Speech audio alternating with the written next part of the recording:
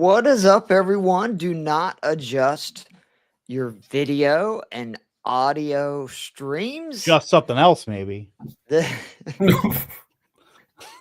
Well, we can start by my wife. God bless her. She did the work bracket pool, and I was so proud because I saw her just so diligently and writing down these picks. And I'm like, "You're doing research?" And she goes, "No, I just asked AI to fill out my bracket." And then the best part in the world, and I had to laugh a little bit. She had North Carolina winning it all. So when they lost last night, I went, "You almost made it a whole day." So I'm sure there's other people, not a lot of them, that also didn't get done with day one. But that's what happens when you ask AI to do your homework for you. I've had my champ go down day one. I don't think I've ever had my 11 seed champ. Oh, that's the point. It's pretty ballsy. That's what I told her. I said, I like the way you were taking a swing there, but I said, because I think she has 3 1s literally in North Carolina, so that was like the one bracket she screwed up in. But this is the Daily Fix. Yes, we are a DFS show, but we love talking football. Obviously, there is a ton of stuff going on. But before we get into that, let's do some introductions. I'm your host, Keith Fleming. Very happy to be back with my guys.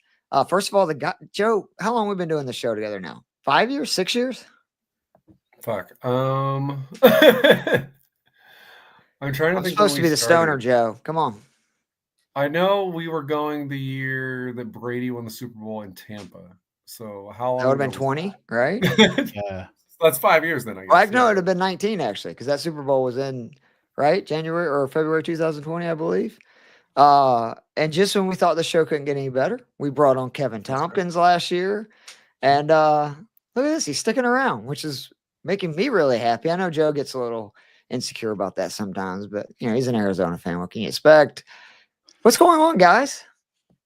Look, at TA tournament, I can't be a tournament fan because Syracuse went 14-19. So I don't really have any, lean toward. Look, I do it all right. I picked Drake. I picked McNeese State. I had somebody else. My Midwest bracket's perfect right now. Hopefully Illinois wins. But yeah, we're not doing too bad. But other than that, look, free agency is I don't want to say it's winding. It's over. It's not over, but it's Bob Harris in the house down a little bit. The legendary Bob Harris. We've had our battles over Jeff Wilson in the auction suite a couple years ago, King's Classic. But yeah, we got some news today actually that could be pretty exciting on the free agency front. I'm very excited about a certain quarterback move.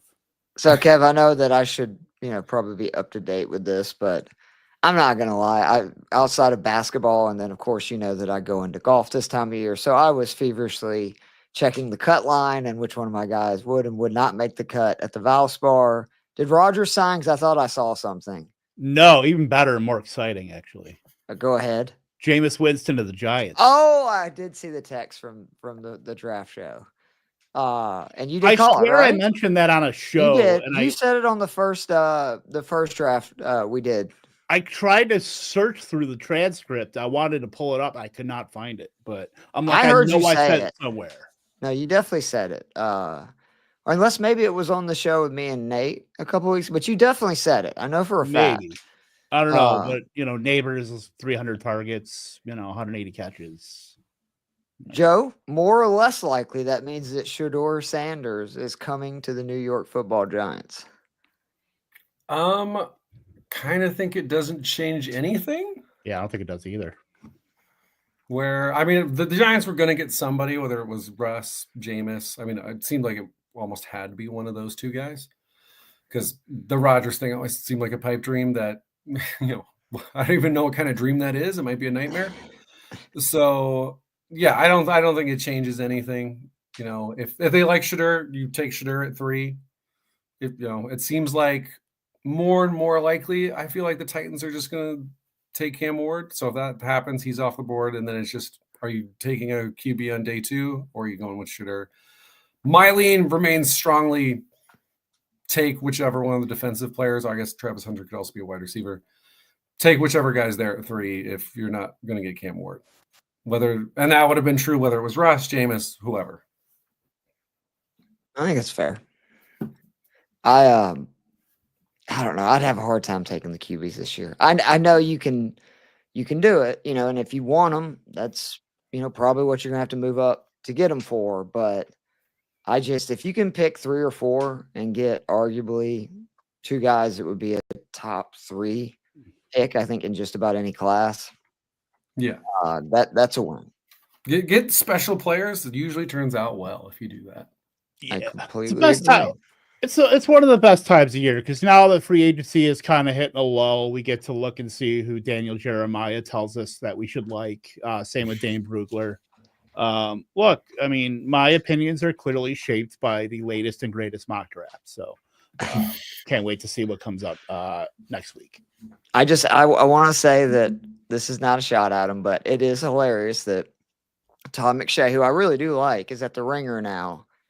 And somehow Bill Simmons is convinced that the Titans and the Browns are going to take the QBs 1-2, which, don't get me wrong, that would be great for Bill Simmons' Patriots. No shot. 4th, and we did end up getting, one of those 2 guys that we were just talking about. Yeah, so, definitely the dream for the Pats. I don't know if it's anyone else's, but I don't see that. I mean, I would love it as a Giants fan too, actually, because maybe just remove temptation and be like, here, right. take your pick between the 2 guys everyone loves.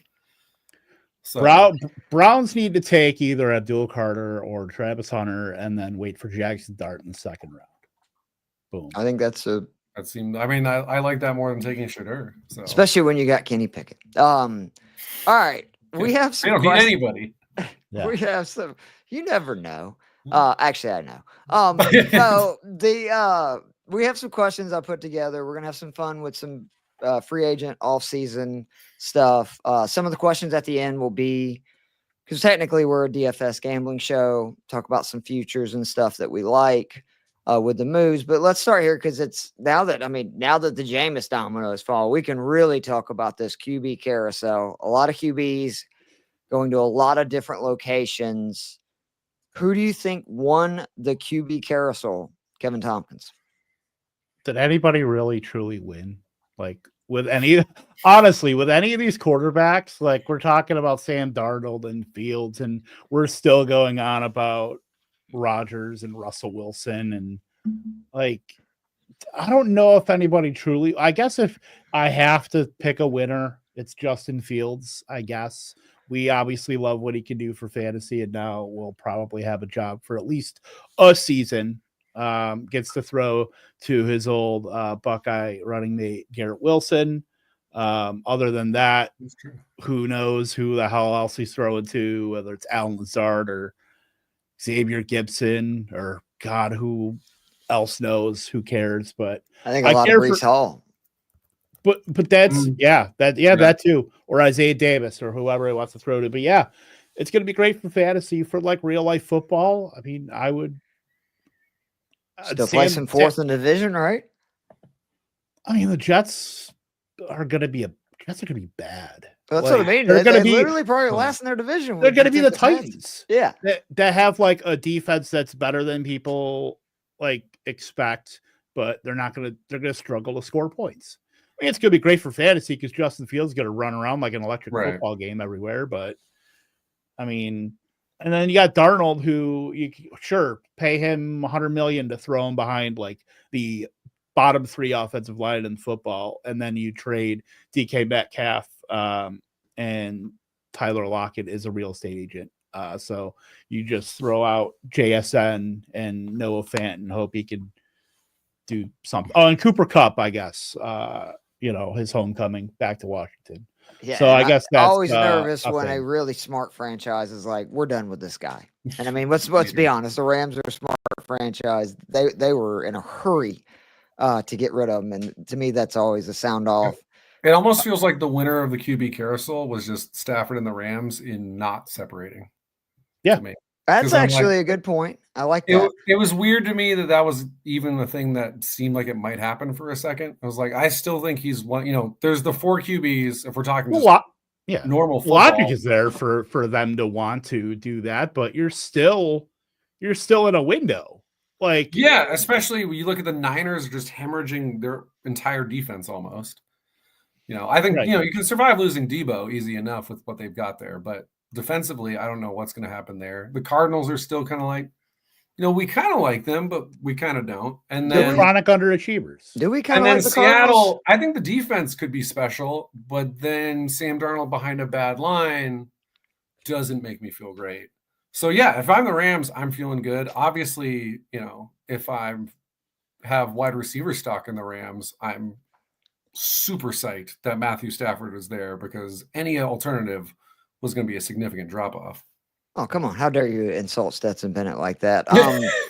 If I would have been smart enough to think of the Rams thing, that would be my answer. But I do like Geno going to the Raiders. Like, I like what I saw from Geno. I like Brock Bowers. I like Jacoby Myers. That's a defense that played pretty well at times last year. And this running back class is so good. Don't be surprised if a lot of teams end up getting a back, which that's kind of another thing the Raiders are. I think if the Raiders get a decent running back, like they had an okay offensive line last year, obviously again, Bowers and Myers, like it wouldn't shock me if they're a lot better on offense. And if they're a lot better on offense, I think they're going to win another 4 or 5 games this year. Yeah, that's the only move where quarterbacks actually swap teams where I feel strongly that everyone's going to benefit on that offense. And then B, I feel confident. I mean, I guess things could go bad because it's the Raiders, but barring always Geno, a chance. It feels like that's the one move where I'm like, I'll kind of be surprised if Geno's not the starter next season in 2026. Because even Darnold, I think, I haven't dug into that contract, but I believe once it came out, more details, it's kind of like they can kind of get out of it pretty quick if they need to. Yeah, that's essentially a year-to-year thing, I'm pretty sure. Yeah. Because everyone else, it's like, is Fields the long-term guy? Probably not. They go 3-14, they might be happy because then he only got 2 years. Yeah, maybe next year. Probably the same thing with Fields and that. Yeah, I mean, Geno, I don't know if it's a win for it's a win for the pass catchers for sure. Yes, I don't know if it's a win for him. I mean, considering that's fair. I mean, considering it's Brock Bowers, who had the most generational rookie tight end season we'll probably ever see at the hands of Desmond Ridder, Aiden O'Connell, and Gardner Minshew, and now gets a dude who had 69% completion percentage 2 of the last 3 years. It's helpful. That's basically you just signed Chris Paul to get the ball to your almost mid-70s, I think, in a clean pocket too. He's a point guard. Yeah. Geno Smith is the consummate point guard quarterback. Just let him get the ball. There might not be a lot of touchdown equity, but the Raiders are going to suck. You're going to get a lot of late game target earning from probably 2 guys. Maybe if they added somebody in the draft, because nobody else earns targets on that team besides Bowers and Myers are all deep threats or slot receivers. Everybody else they have, or for Terrace Marshall, future Kroger bagger. But so I mean, it's great for those two. I thought all LSU receivers were gone. I mean, we're good. What happened with Terrence? Terrace Marshall him and Clyde Edwards-Helaire were the woke mind virus of that LSU team with Jefferson and Chase and and Burrow and all those guys. They were they were the Ringo. They were riding the coattails of everybody else. They weren't even the Ringo. They were the guy that was the drummer before. He's like, you know what? I'm good with the Beatles. And then they got Ringo. They were, Larry, Moe, Curly, and Shemp. They're Shemp. I just dated everybody but maybe Bob. I will say, I think the Raiders, it reminds me a little bit of the situation we saw it last year with Harbaugh, and we've seen it other places. Pete Carroll's a good coach. And from what we saw, Antonio Pierce was not. So I think there's a pretty big difference. I know that's a tough division. What did he come back for? That's what I want to know. What was the motive? Does Pete Carroll miss chewing gum on the sidelines that much? You're damn right. These are raw guys, dude. They love that shit. We saw it with Dick Vermeil. We saw a lot of people that these guys that are, I think, true raw coaches that, man, they need that shit. Yeah, he is literally what they live for. Yeah. Yeah. So I get it. Crying at the press conference. Exactly. Yeah. Exactly. All right. So next one, the football perspective. What offseason move will have the most positive impact? I have 2 names. I'm only going to give one. I love it. Pete Best, the original drummer from the. See, I knew Bob Harris would know. That's why I love having Bob Harris there listening. Win-win. There's two names I wanted to give here, but I think that one of you is going to give the other guy. I love Christian Kirk to the Texans. I think the Texans offense is going to be really good this year. Like you got a passing game coordinator coming from McVay, coming from the Rams to take over the OC position. I mean, Diggs, there's some signs that he's kind of washed. Kirk's younger. I think he can do almost everything they were asking Diggs to do last year. And he's not going to be going, give me the ball 50 times a game. If they get a little bit luckier with their injury luck, I just think this Texans offense is going to make a big step forward. And I think this team's going to be really good in general because that defense was pretty scary last year. Like we saw it in the playoffs. And I mean, even the Chiefs game, they hung around and they had Schultz and Collins, and that was absolutely it. So I do think that they're going to be better on offense. And I think that was a really sneaky move, especially because they took the $13 million and basically now they're paying him like 1.5. They saved like $12 million in their cap by making that move. They did some kind of, I don't understand how they do this shit, but with the signing bonus. So I love that move. Joe, what's kind of your move that you think has the most positive impact on a team's? And this can be offense or defense, whatever you think. I feel like I'm just going to kind of cheat the question again, and I'm just going to say the collective Bears offensive line signings. Yeah. Where they've just completely revamped the center of their line. You know, you bring in Drew Dahlman, you got Joe Tooney, which is probably the biggest one, and then you got Jonah Jackson. You know, Caleb likes to hold the ball. So, you want a good line because of that. And then you've got a head coach coming in, Ben Johnson, where we all know he can make things work with a quarterback that is not elite. You know, Jared Goff, God bless him, you know, he's played much better the last few years. He's a good quarterback, but we all know he's not an elite quarterback. But the question is, what would Ben Johnson's offense look like when he didn't have a top 5 offensive line? And I don't think the Bears are suddenly a top 5 offensive line. But now this feels like, okay, this is the type of line that will function under his offense where there won't be like an insane learning curve for him to figure it out, hiding, you know, a terrible interior. So I think that's just a huge win for them across the board. And then, fantasy-wise, I'm higher on every Bears player because of that. Is this the breakout year for Adunze? Or do you think it's the DJ Moore year where he actually is the one that just goes bananas in year 2 with Caleb? I mean, he had a pretty good year. Why not both? Okay, that's fair. Because they haven't re-signed Keenan, obviously, so we don't know if that's there. Brandon had a pretty good point about Houston, and I understand this, the O-line, situation, getting rid of Larry Tunsil. Only thing I'll say is they were like one of the most predictive offenses I've ever seen in the history of football last year. You knew they were going to run it up the gut on first down. There was a good chance they were going to run it up the gut on second down, and then they'd be in 3rd and 6 or 3rd and 7 if it wasn't one of those, 6 or 7 really good games Mixon had. And that's not a good recipe when you have a bad offensive line. I think the play calling. Remember when PFF Bobby was a serious head coaching candidate? He was the hot young. He should have taken one of those. It happens so fast. It happens so fast. Wow. Yeah. I mean, he's going from there. He's going on like the Eric Bieniemy career path right now. Like he's going to be the but Bieniemy probably really did deserve a job. He's going to be the offensive coordinator of like Western Michigan in 2027. I didn't go back to PFF. Who's your guy, Kev? Because I actually think I know the answer to this.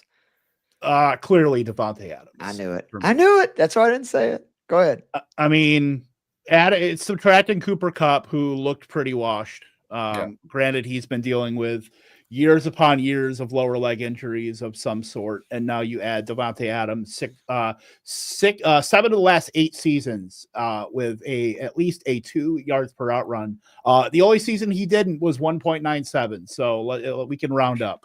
But you add Devontae Adams with one of the best schemers of offensive play calling, Sean McVay, who could make he can make my grandma wide open, and she could catch 80 balls in that offense. And now you add the guy with probably the best footwork in the NFL. He gets to teach Puka Nacua all that. The Tutu Atwell signing was pretty underrated as far as getting him for a year. You got to figure they're probably going to end up drafting a wide receiver or two. Like Jordan Whittington's not bad. They still have Tyler Higbee. I think that offense and then bringing Stafford back kind of gels that all together. I think the Rams, with everybody else going down, the Cardinals are chronic underachievers. Seattle is clearly looking to rebuild. The 49ers are, they're on the way to rebuilding at this point. Like, the Rams look really good right now. Devontae Adams and Puka Nacua in that offense, where I know Adams is 32, but he's not like it. He's still good 32. Like, we've been trying to predict the end for all these, older wide receivers like DeAndre Hopkins is probably pretty close to the end, but I don't think we're there yet for Devontae Adams. So I think this window for Stafford is still open a little bit.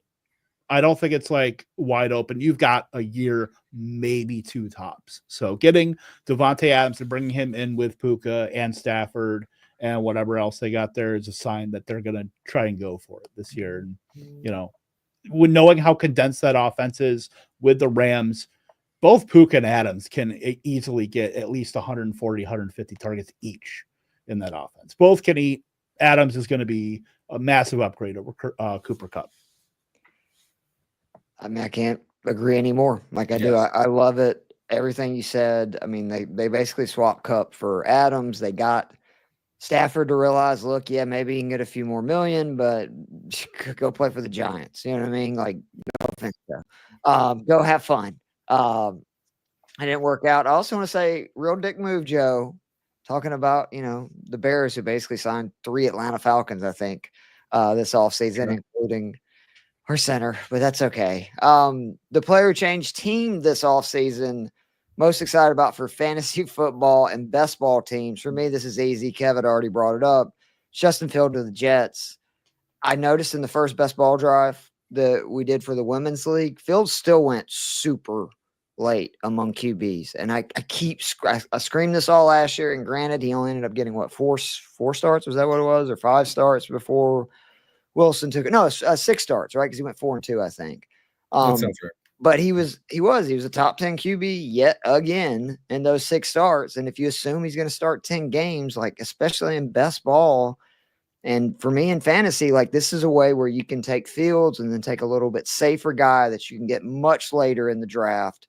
And Fields still has the upside of just about any quarterback named Josh Allen, Lamar Jackson, and who knows, in the right world, and he runs for the amount of yards or rushes the right touchdowns, he could even, get there. So I love that one. Kev, who you got here? I mean, it's the same answer as the previous question. It's Devontae Adams. And he's still criminally underdrafted too. Like early best balls, he's going in the beginning of the 5th. And, based on the team he's on now, based on target projections, he should be a 2-3 turn pick. Like, I don't see why he's going so low. So if you're drafting now and you see Adams in the 4th or 5th, get him now. He's going to be rising. Another guy that I will mention though, and I think it's more of a floor play, is Najee Harris to the Chargers. Yep. I don't think 100%. He's good by any means. Najee Harris is not who you would call a talented running back by any means, but there's literally nobody behind him. They're probably going to draft somebody in that Chargers offense as a stopgap, a guy that maybe for the future that they want to develop, or if they draft somebody day 2, that could put some pressure on Najee Harris, and maybe he's back to being the boring option next to the sexy option of whoever.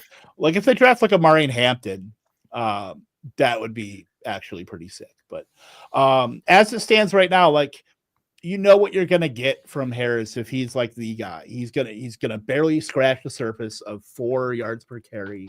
He's gonna be a 36% success rate on NFL. Kev, Jake's got a question for you real quick.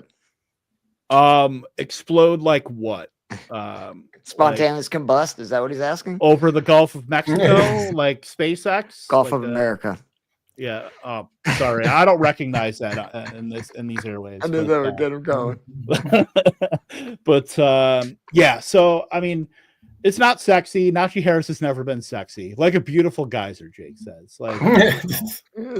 I mean, trust me, I can identify with that for sure. But anyway, Najee Harris ain't sexy, but he's probably gonna get 250 carries if they don't bring anybody like as a serious contender for his carries. They have nobody behind him. I'm sorry, I don't recognize Kamani Vidal. So yeah. We went through this with Dobbins last year, which I got to give Joe a lot of credit. He kept Dobbins was like fine last. That's what I'm saying. And it's Yeah. not They could like have his easily numbers were re-signed him outrageous. and run it back. I was surprised they didn't because it's not like it would have been prohibitively expensive. So Right. I do think Najee still in fits the their market. offense more though. He, Harbaugh likes those plotters. They're Just going to get 3-4 pound yards at it. a time, play at exactly like wear teams out. 3-4 yards, cloud of dust. Joe, who's your guy here? I got to double down on the Devontae Adams call here. I mean, ESPN has their wide receiver analytics, and Cooper Kupp on his open score 2021, his huge season, 76. Since then, he dropped to 55, 47, 37. At no point since 2018 has Devontae Adams scored below a 70 on the open score. Wow. So he's still getting open all the time. And yeah, now he goes to a genius offensive schemer. The best quarterback that can beat man and zone. Yeah, 4 or 5 years since Rodgers was good. Guess who was number 4 in open score last year, by the way? Dontayvion Wicks. Okay. Catching the ball is still important, sadly. It is. Many are saying. I mean, they went out and got Miko Hardman. Everything. Do you know what? That's why he's score was so last year all the time. You know what Wick's catch score was? It was 0. Yep, I did know that. The one other guy, to also follow Kev's lead and throw in I don't actually think this guy's good, but is there some fantasy potential there? Evan Ingram to the Broncos, where he's only a year removed from the 100-catch, 900-yard season. Broncos haven't had any real tight end talent to work with since Sean Payton's been there, but we know Sean Payton can utilize a tight end in his offense. So that's one where it's like, hey, if you're waiting around at tight end, you miss out on those top guys. That could be a shot to take.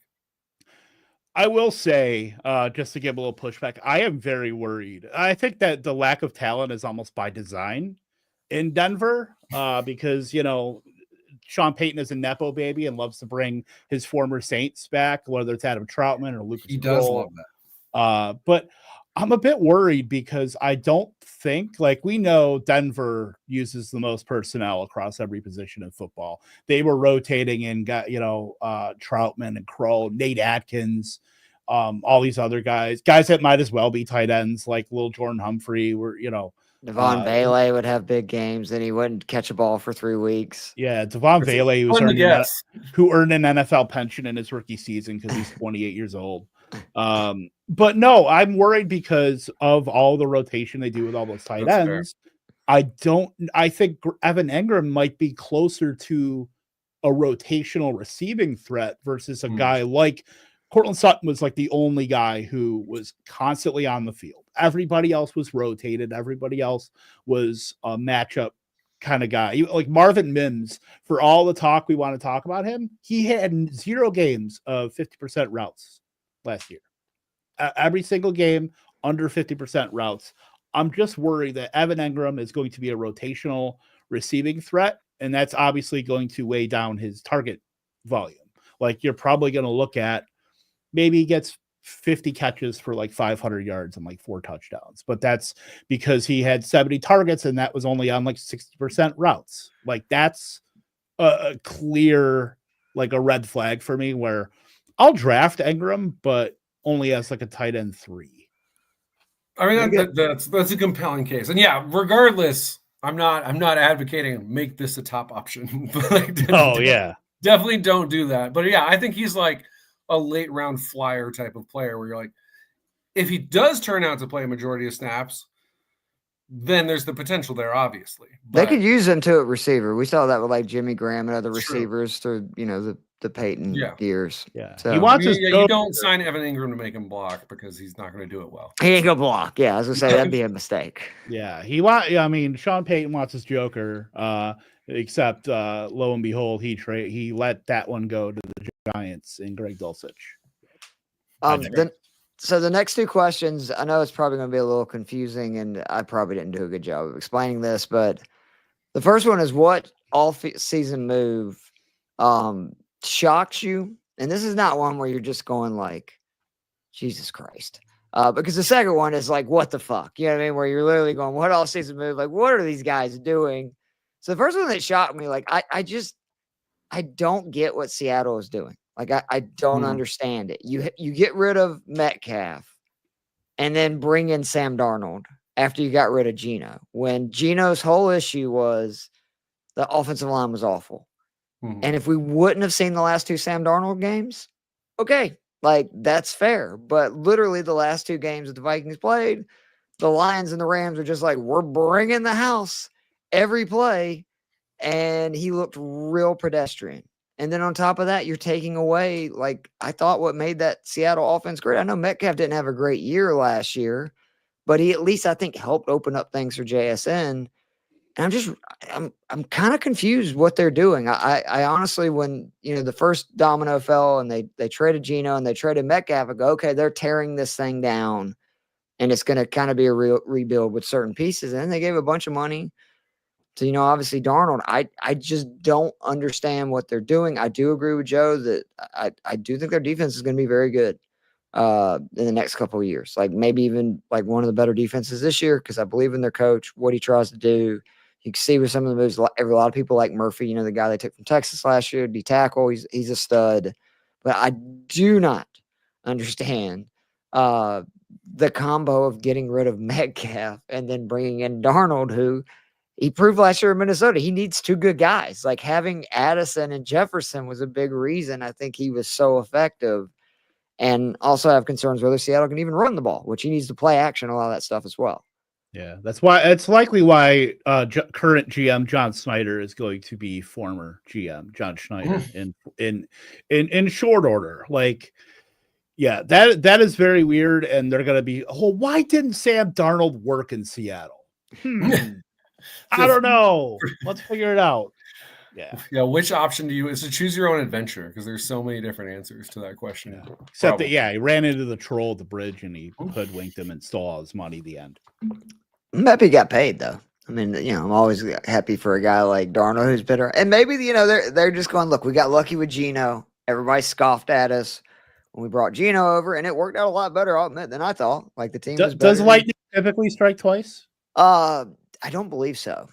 Okay, but we'll come back to that. Then again, Trump. I don't think it does either. Yeah, so, Joe, what is your all-season move again that just kind of like shocked you or surprised you? You were really surprised to see this move. Probably the Laramie Tunsil trade, because I think like everyone else, you're like, wait, the big weakness on your team, give or take the play calling on offense. Was Brandon's the offensive like, I line, told you, fuckers, in the comments. which was also, of course, hamstringing the play calling. And then you're like, the one part of that offensive line that was actually good for sure, you traded away when you have a young quarterback. I will say I've come around a tiny bit. I'm still not like good move, but I mean, offensive line is ultimately a weakest link position. You know, having an elite guy is helpful mostly when you face elite edge rushers. But even then, if everything else is good, you can generally send help to that side. So deciding we don't want to spend, because it sounded, Tunsil was going to want a new contract soon. He was probably going to try to be the highest paid tackle in the league, even though he's probably more like the, 6th, 7th best left tackle in the league. So do you want to pay a bunch of money to that guy when the rest of your line is bad? And this was the sell high option, because if you wait a year, now his contract is up in one more year. He's immediately renegotiating. It's going to be harder to move him for significant draft capital. So I've come around a little bit. The main issue I have is unless I missed it, it doesn't seem like they put in a lot of immediate investment into that offensive line, at least not in a significant way.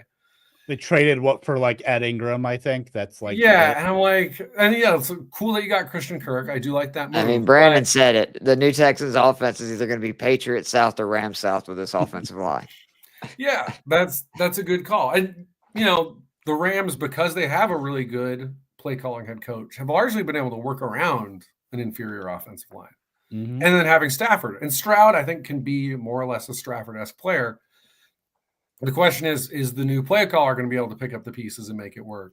So there's a lot of risk there, but that was definitely the one where I was like, wait, what the fuck just happened? Like that? Why would you do that? And then And you love it for Unlike Washington, Sam right? We could have Darnold, said I've that come too, around right? more to it. Whereas Sam Darnold, it's like the more I think about it, the more I'm like, oh no, my initial instinct was right about this. Why is this happening? Does it make you feel better that the left tackle is now Cam Robinson? Hey, I'm going to take that as a no. Go War Eagle. Not sure why it's not Go Tigers, but War Hope Eagle. for the giant leap in the play calling because it's going to be needed. Kevin, what's your answer for this one? Which one? The shocking one or the shocking one was Laramie Tunsil. Oh, it was Laramie Tunsil. The teams love the time-honored tradition of adding a franchise tackle to protect a young quarterback, not getting rid of one and leaving CJ Stroud on an island. It's a bold move. Yeah, that's who was on strategy. the other side of that trade, right? Was another team with a young quarterback. They're like, look, we're going to go ahead and protect him. Are you guys dumb? All right, we'll take him. Like, thanks. Here you go, Jaden. Have Merry Christmas. I love it. Yeah, it's what's the WTF then?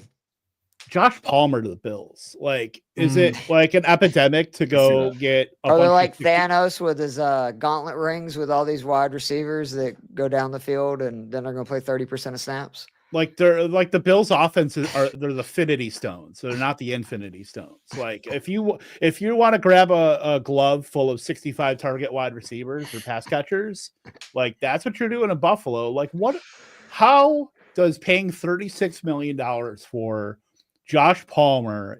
I honestly want to know, what does that do to improve your team when you already have Khalil Shakir, Keon Coleman, Curtis Samuel, Rube Goldberg machine, Dalton Kincaid, who you have to maneuver 8,000 pieces just to get that dude a 2-yard reception. Dawson Knox, what the fuck are they? I don't know what they're doing. I honestly don't know what they're doing, but no pass catcher is going to have over 67 targets next year. Maybe James Cook.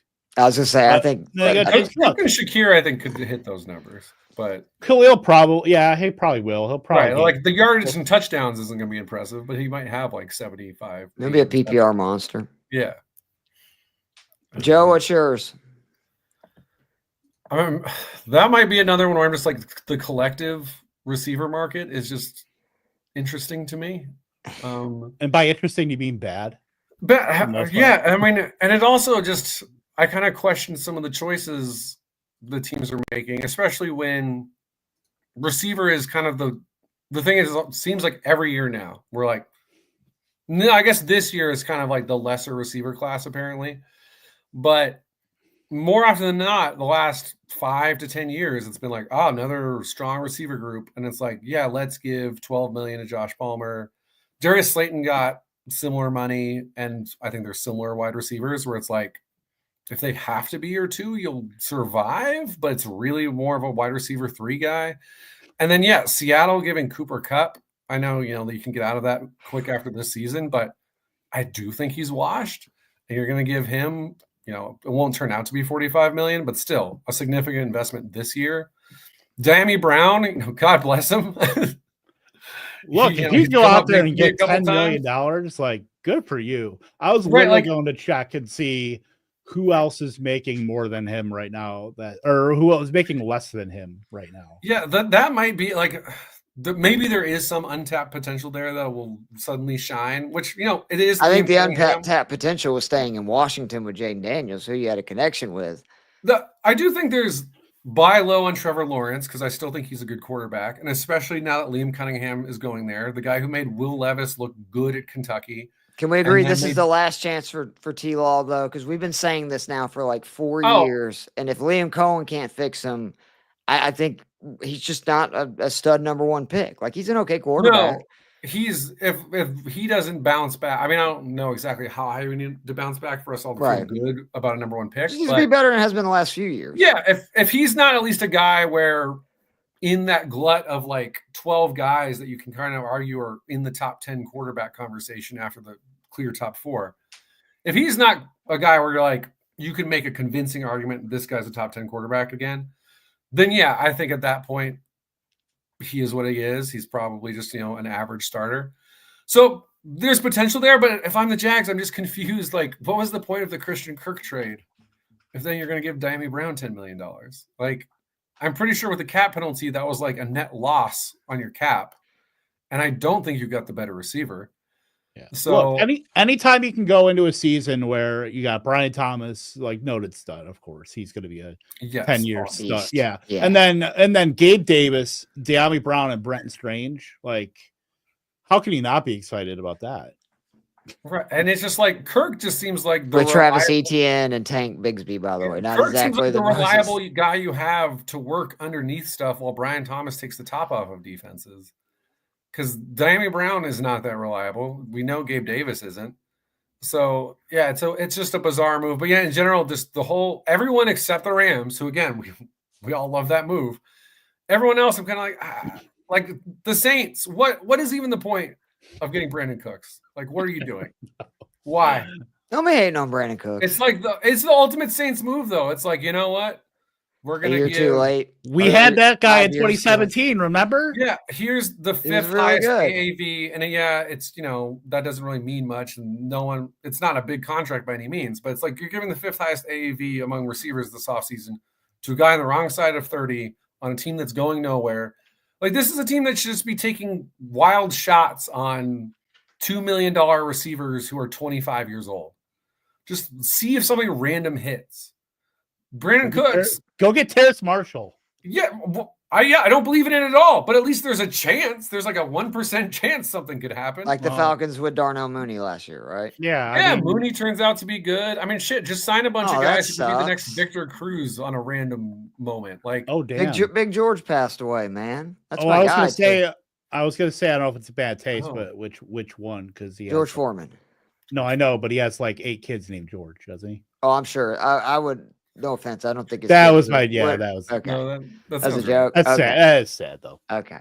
I'm going to use that grill tonight in honor of you, George. Him knocking out Michael Moore at 47 years old is one of the most incredible feats ever because he was not in shape, and it just shows the power punching that George Foreman had back in the day at 47. Not really in shape. He knocked that sumbitch out cold. The F move? What are the Bengals doing? I mean, really? Like, they're like the Falcons. It's actually, the bold strategy might be. It's not a bold strategy. It's a dumb strategy. Like, when was the last time a team won a Super Bowl? Well, I guess we can technically say this year, but the Eagles are different because they draft so well and everything else. The Bengals have not the best offensive line coach in the NFL. Exactly. They can sign a giant Australian. I was going to say, we haven't seen before last year. It had been forever since a stud receiver had even been a part of a Super Bowl. And definitely the Super Bowl winning team. Oh, Cooper Kupp. Well, that's fair. That's fair. And OBJ, if he didn't get hurt at halftime in that Super Bowl, I think might have been the MVP instead of Kupp. So yeah, but I don't know if he was like. I mean, the Kupp is fair that he was the best receiver in football that year. But I don't get it. Like, we know they're not going to spend money ultimately because this is one of those deals where they can. You can do some things, but then you're going to have to overspend when each year we see on these grades like D's and F's on the facilities and the equipment and all that stuff. And I really thought they were going to sign Higgins to trade him and because we're talking about all these wide receivers that are getting paid. I think they would have got a massive haul from somebody. The weak wide receiver class of free agents, especially once like Godwin came back. And then, one wide receiver who might go in the top 10 and seems like we'll probably get 3 in the first round, but comparatively a weak wide receiver class to what we've seen. You're right. In best case is T. Higgins, right? Or Drake London, like that kind of receiver. Mm-hmm. When I think they could have got a lot for him. I get that Burrow wants it and they're trying to keep him happy because, I mean, good for Burrow. I mean, he's calling the shots. He should. He's by far their best player, him and Jamar Chase, but it just, to me, it's baffling. And this sounds to me like LeBron, with the Cavs or at times with the Lakers where he's forcing all these moves and it quickly realized this is why he's not a GM. And he's a really good player, but he probably doesn't even be telling you who to sign and what moves to make. Y'all stink. I love it. I'm selfish. Well, yeah, for fantasy, of course. Yeah, for fantasy, it's fantastic, especially because the defense will have less money to spend. So it's every game will continue to be a shootout. Yeah, it's one less thing I have to worry about. We're wondering what T. Higgins' target share is going to be in New England. That's true. We can all feel good that the Bengals will continue to be in a bunch of 35, 38 games. And they will continue to be the top 3 pass rate over expected team the last 3 years. Lock it in again. Set your watch to it. Let me ask you guys something real quick, and then we'll move on to some of these futures, and then we'll get out of here. Travis Hunter, is it completely dependent on what team drafts him? Because, like, Joe, if your Giants drafted him, I would say play him at corner 70% of the time. If you want to have some plays, like, maybe some 3rd and longs, whatever, where he comes in and plays offense, that makes sense. If you went to a team like the Patriots who don't have a Malik Neighbors, I think it's the exact opposite, where you play him 70% at wide receiver and then have packages on 3rd and long where you can put him in at nickel or maybe, goal line defense, etc. And you play him another, 20, 25%. Do you think that there's one way or the other it's better? Or do you think that that's a situation where it's like, depending on what team he goes, how they should utilize him? My personal instinct is almost definitely to do the corner thing, just because I just don't think you can do like, oh, he's going to play wide receiver and then he's going to moonlight at corner. I just don't think you can do that. I think, everyone seems to have different estimates. I think you could probably put him in on like half the passing plays potentially. I think I would at least be trying to see if I could ramp up to that, to get him like 10 to 15 reps every game. And even if I'm the Patriots, I would be tempted to just be like, Drake was making it work last year with like the worst receiving core in the NFL. So if we just give him some other stuff to work with, that offense could be functional. And then I could have Travis Hunter, Christian Gonzalez. Like the things you could do defensively, it makes my mouth, like if I'm a defensive coordinator, I'm just salivating. So my lean is almost across the board to do that. But I think you're probably right that some teams will go the wide receiver route. And then the Patriots would probably be one of them. But I would be tempted just to see if the corner thing can work and still get those 10 to 15 wide receiver routes. I mean, I think you got to play him. Like for him, like if I'm him and I'm like, I have a say in this, but you're going to get paid way more as a cornerback. So why wouldn't you do that? Yeah, what did Stingley just get? 3 years, $100 million. Like you're going to get some like, I think for the Patriots, I think they would probably, I have nothing to like back this up or anything, but I feel like they would be an organization that would be like, just concentrate on playing corner. If like, we'll work you in. I know they clearly need wide receivers, but I feel like they don't want to put maybe so much on their plate in year one. And I think a lot of teams would also kind of adopt that kind of mindset too. Teams that are maybe some forward-thinking ones, or just need something, something to spark like the Browns. Like the Browns need a franchise player. They need a guy that the franchise can rally around after, the self-inflicted, wound of he who shall not be named, Deshaun Voldemort. But if they were like to draft Travis Hunter, you got to play both sides. But I think a lot of teams, if I were running a team, I'd be like, play corner. Don't worry about the offense. I know you want to play it, and we'll work you in there. Like it's just don't play it. You don't have to play all your cards at once. That's the thing. I don't think teams should play all their cards, especially with Hunter. We know what he can do, but kind of play it close to the vest. And maybe teams won't be expecting Hunter to be out there, and then you can maybe catch him by surprise.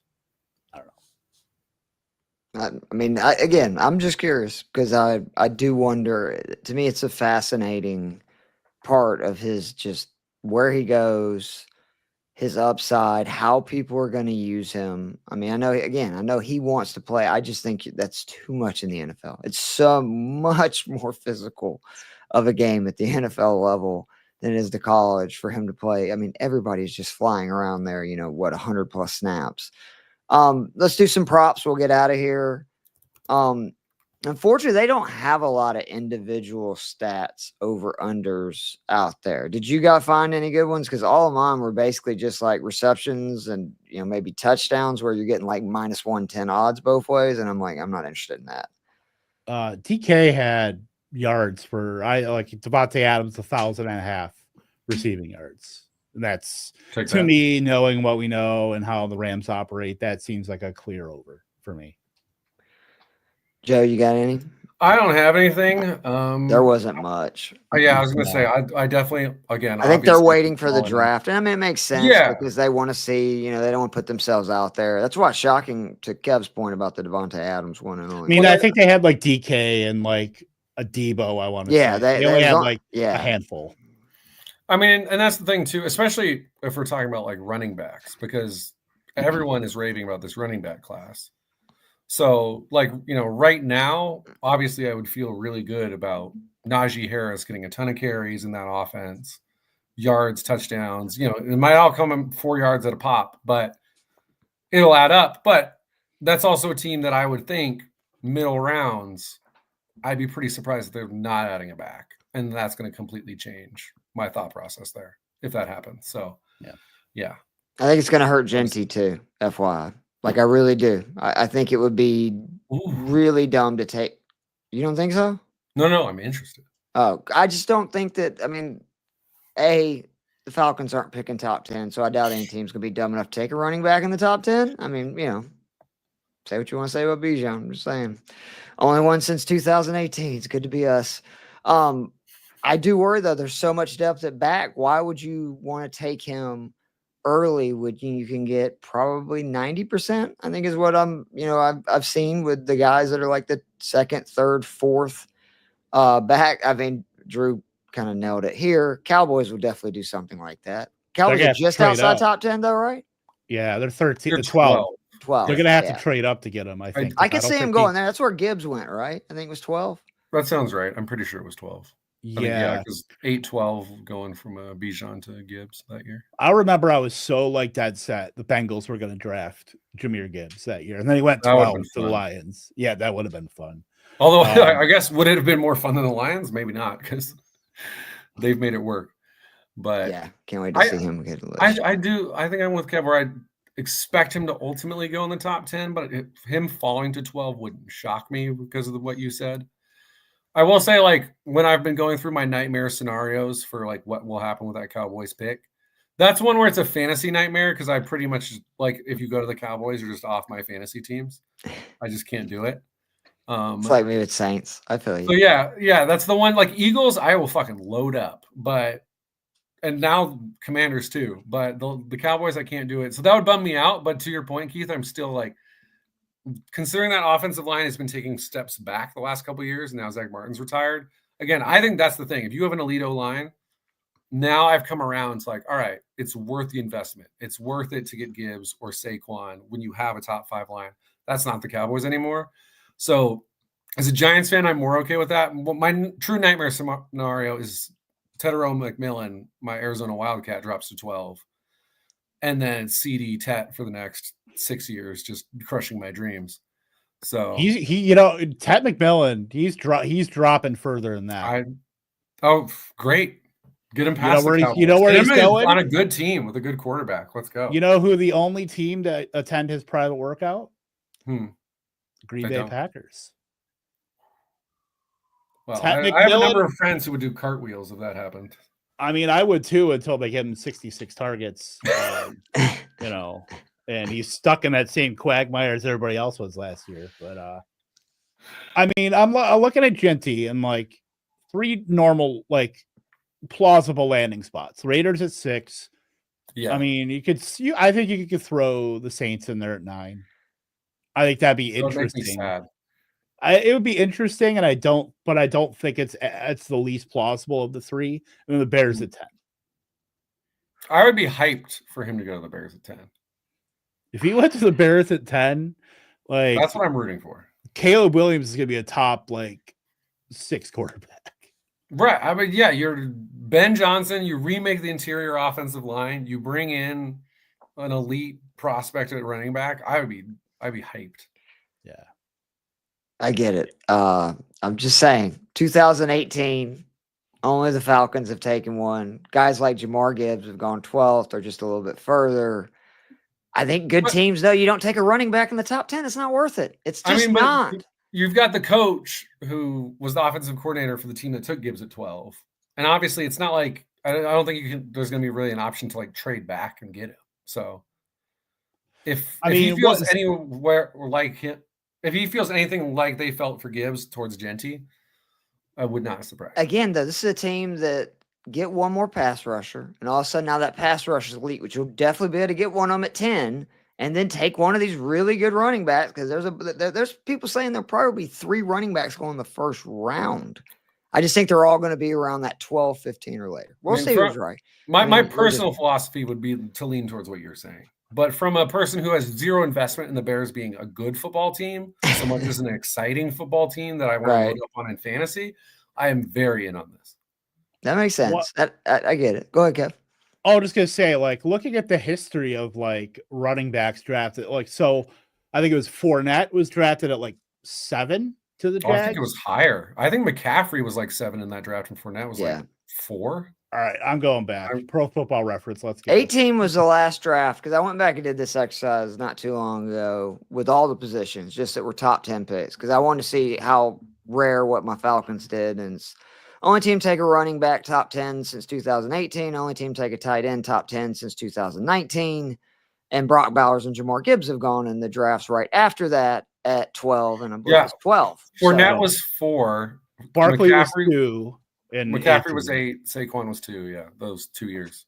And what was Zeke? Zeke was 4 as well. Yes. Yeah, he was 16 though. I think that's what they were talking about. Is like 9 years ago. You got guys in the NBA that are just getting into their prime and backs 9 years. And again, this is why, unless you're a team that's all you need to potentially win a title, right? Like if you think that's the piece you need, I can understand doing it. Otherwise, I think at the end of the day, they don't make that. Yeah, we had the could be. Like, look, did anybody have the Commanders being a functional NFL franchise this time last year on their bingo card? I thought that they'd be like a bottom 5 team. I mean, because they have been bottom 5. But I did think that I did not think they were going to be competing until late in the season. I did start to believe, because Daniels just never turned the ball over. Yeah. I've got a couple of team bets, futures. And no surprise if you've heard us talk about how much we like the Devontae Adams move to the Rams. And I also just really like that pass rush, like that came on. They had a really good draft on defense last year, and those guys came on big time at the end of the year. And I think they're going to be even better this year. Obviously got Stafford happy, but I have the Ravens winning it all. I've been saying that. It's Lamar this year. Will be just like literally him and Peyton, absolutely identical first 7 seasons. Peyton won a Super Bowl, I believe it was his 8th. This is Lamar 8th. I'm going to keep with it. I think the Ravens are due. You can get a Ravens exact over the Rams in the Super Bowl at 80-1 right now. I like it a lot. 80-1. I'm trying to think where the Rams would be in my hierarchy of the NFC. Because I'm with higher than you think. I don't know that. I mean, the Ravens have just been so good the last 2 years, and then just kind of found a way not to win. Weren't you impressed with the way Lamar played in the second half, though? I felt like that he found himself as playoff Lamar. There obviously a couple key mistakes in the first half, but overall, I didn't feel any worse about Lamar than I did coming in after that game. And the Bills, I don't think they loaded up in the way. Last year was kind of supposed to be the step back year, so it was impressive what they did. But I don't feel like this roster suddenly is equal to the Ravens, so I think I have a better roster.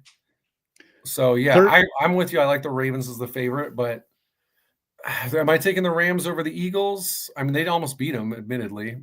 And then I'll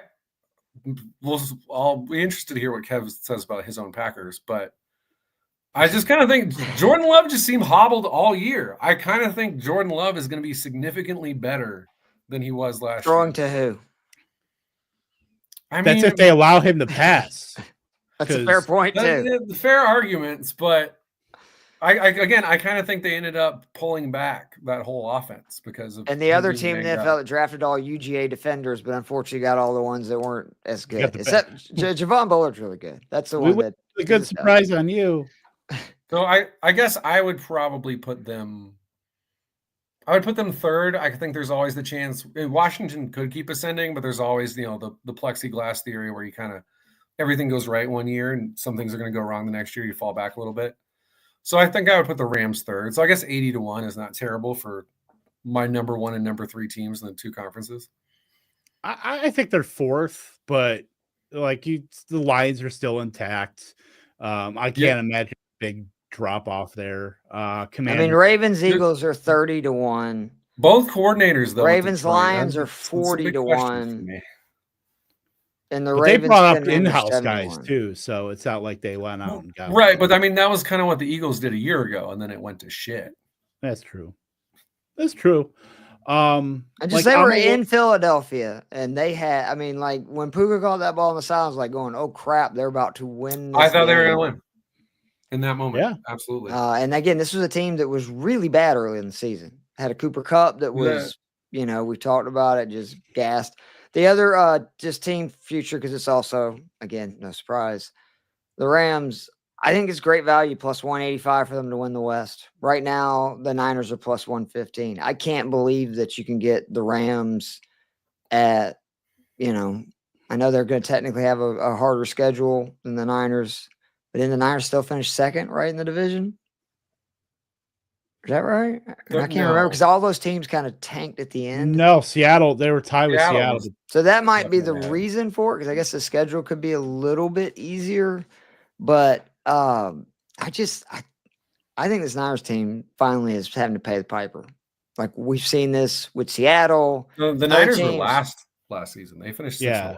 That might be why.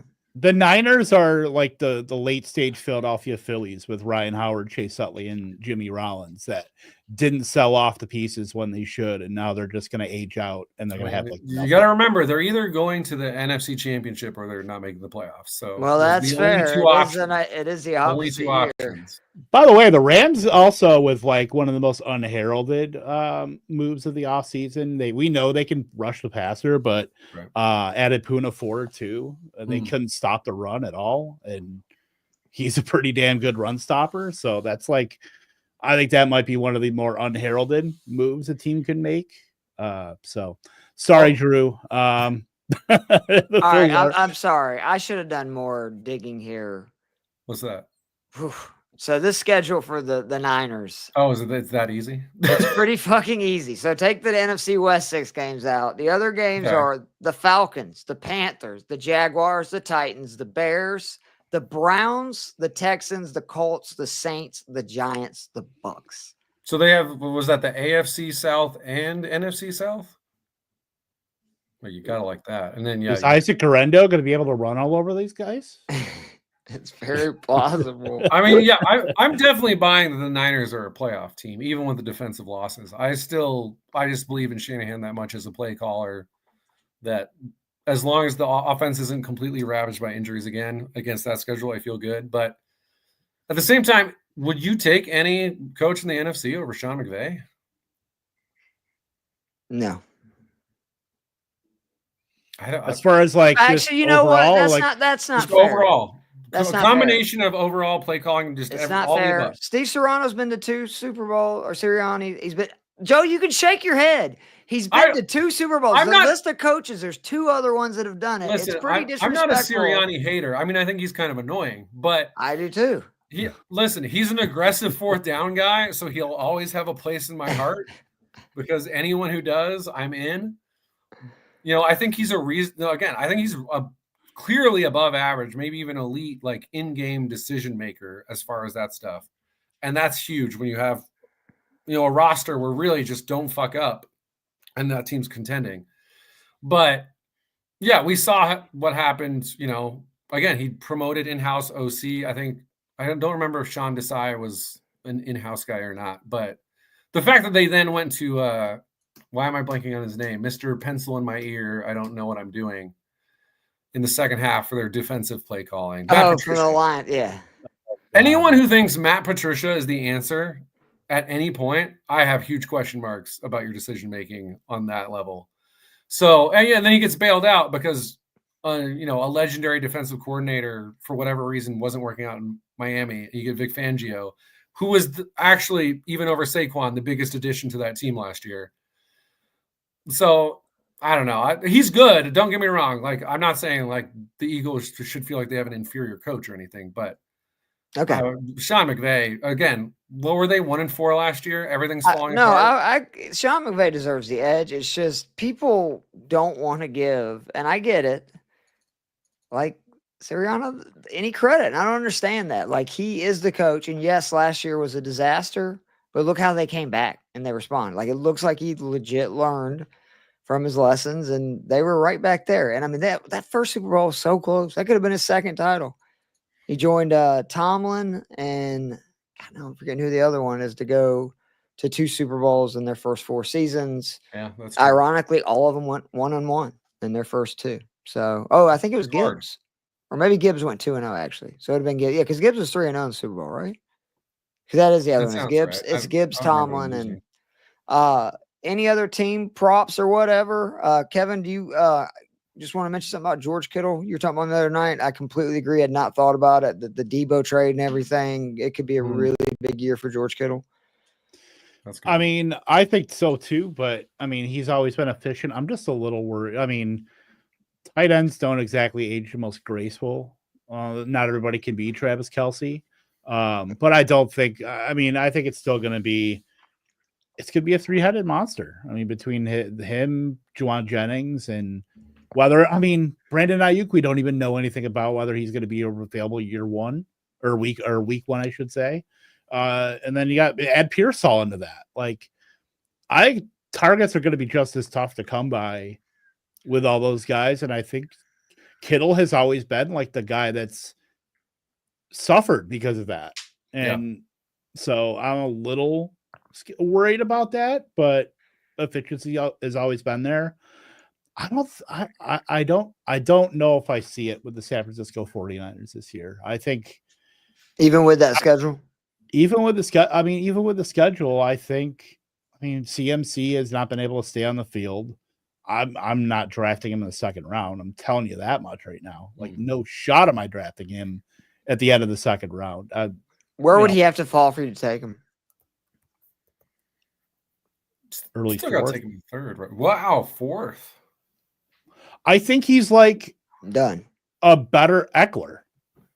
Like, he could clearly be a pass catcher, but some of the efficiency stuff rushing went kind of, I don't want to say cratered because it didn't crater, but there are some warning signs with not a good history of guys putting on weight late in their career either, which I understand why he did it to be a part of the Snyder system and what Shanahan likes to do. But I do think that takes some years off of his body, right? Because it just, you look at it, he's had as many injuries in the last year as he has, even for somebody who's been injured throughout his career, he has at any period.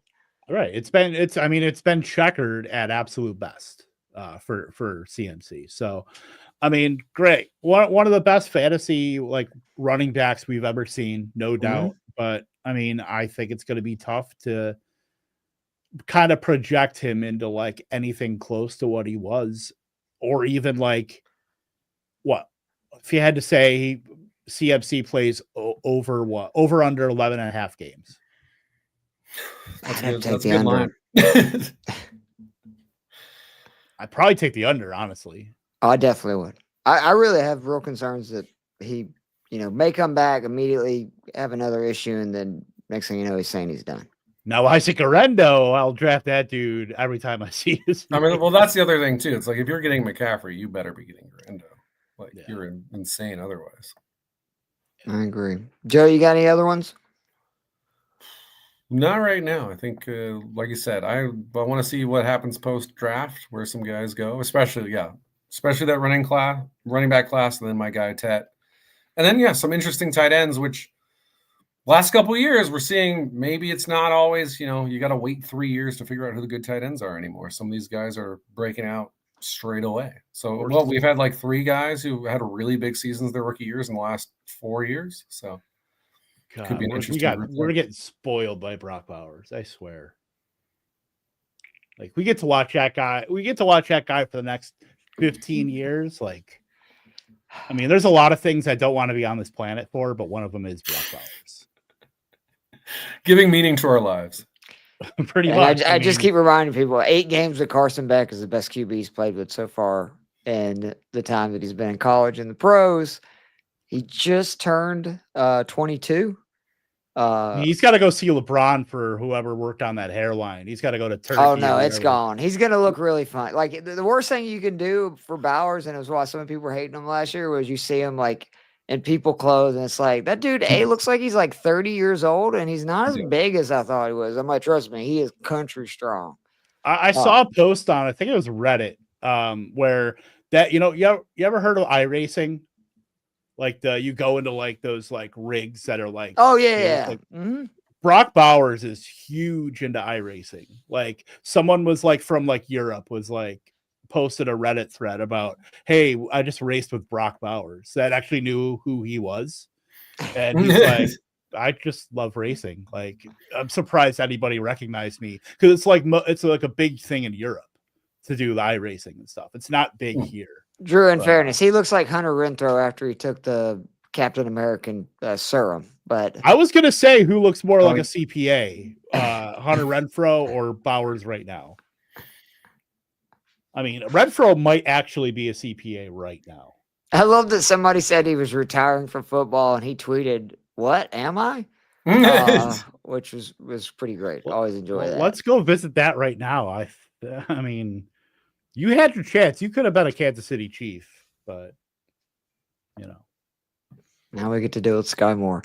Guys, this was fun. We're gonna try to do a few of these because again, I know we're a DFS show, but we enjoy doing content, talking football. We're probably gonna do one more once more dominoes fall, and then I was thinking like definitely one before the draft, and then right after. Where we could do some predictions of what teams will do, and then obviously we'll talk the fallout, and then we'll definitely be doing some shows this summer, maybe with some best balls, props, etc. But always good to see you guys. Kev, you got anything you want to plug before you get out of here? Nothing right now. But I will say I am in the midst of like I'm doing a Dynasty startup right now for the first time in like 4 years. It's a positionless one with quarterback super flex and 9 flexes. So far I've drafted 8 wide receivers. And got Devontae Adams and Josh Downs at the 9-12 turn. So nice. So positionless means there's literally no you don't have they're to all start. flexes. Okay. So but my you can first only start 2 QBs, right? Yeah. My first 10 picks. So I had the 101. So I took Lamar, Nico, Rashi Rice, T. Higgins, Zay Flowers, DJ Moore, Anthony Richardson is my QB2 right now. Jalen Waddle, Devontae Adams, Josh Downs. You're not worried about Daniel Jones? He's still out there. No, he's still out there. I mean, so is get that insurance pick just in case. I might. I mean, look. I mean, I might make a trade and maybe I'll go grab Jameis or something. I mean, that's the ultimate YOLO. We're having fun here. Quarterback room. Yeah, it makes me really like Darius Slayton and Theo Johnson the more games he starts because we know James is going to sling it. Joe, you got anything you want to plug? No, just I hope my Wildcats at least make it to the second weekend. That's all I ask. I do not expect or even ask them to beat Duke.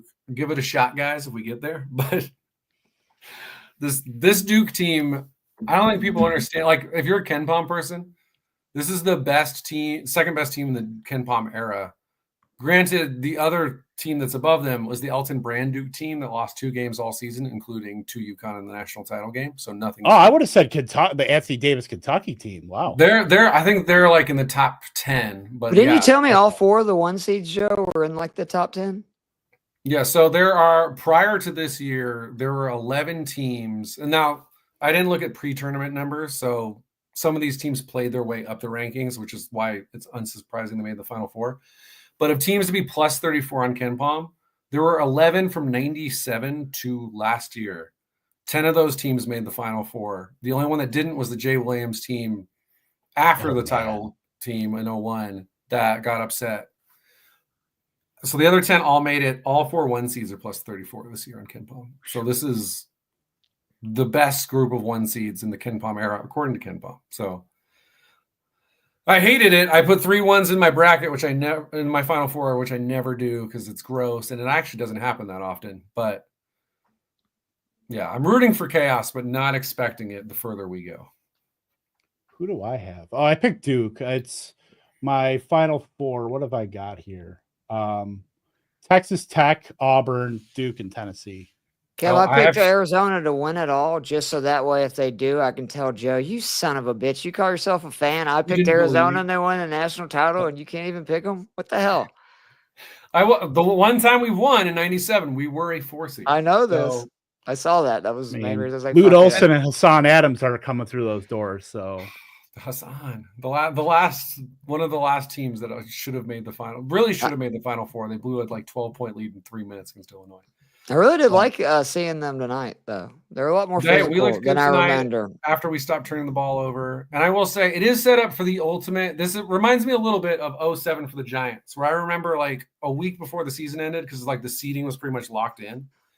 And I was like, all right, so if we make the playoffs, the second round would be against Dallas, which, living in Arizona, especially, like, no one's a Cardinals fan almost. Maybe now some of the younger kids are, but like everyone I grew up with is either a Packers or a Cowboys fan. And I was like, so we play the Cowboys, and we get to and then we get to conference championship, we play the Packers. And then we get to the Super Bowl, it's presumably my brother's team, the Patriots. I was like, this could be the greatest run of my life. And then it happened. And now I'm looking at it and I'm like, it's Oregon, who we lost to in our final Pac-12 game ever last year.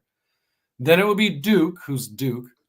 And then it would be Wisconsin, who beat us potentially, if they get to the Elite Eight, who beat us back-to-back years to stop us from making the Final Four.